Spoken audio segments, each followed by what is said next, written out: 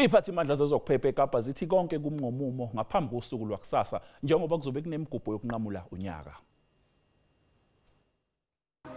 VA Waterfront kanye nomgwaqo Long Street yizindawo ezivamise ukuheha abantu eKapa. Kanti ke amabhishi avamise ukuheha izinkumbi zabantu kuba iCamps Bay, iClifton, iMuizenberg kanye neBlowback.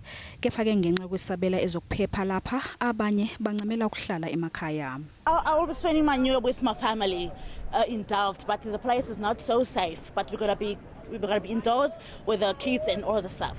Ukuphepha kwabantu besifazane kanye nezingane yikhona okuseqhulwini ngalesi sikhathi samaholiday. The first thing that we have done specifically for the run-up to the new year was to activate all our neighborhood watches, specifically in our hotspot areas like Mitchell's Plain, like Hanover Park, like the Philippi East, Khayelitsha, Lavendale, all of those areas. Leli dolobha lithi angeke limele nakancane indaba yabantu abaphuza utshwala emgwaqeni. Amaphoyisa aseshaqe amabhodlela otshwala ayizinkulungwane ezingama-75 kusukela kuqale uZibandlela abophe abashayeli abayizinkulungwane ngokushayela bephuzile kusukela ngesonto elidlule. Ukuqhunyiswa kweziqhumane nakho akuvunyelwe kuleli dolobha. I think internationally there's a move away from using fireworks. So let's see if we can all do the right thing and work together on New Year's Eve to make everybody safe.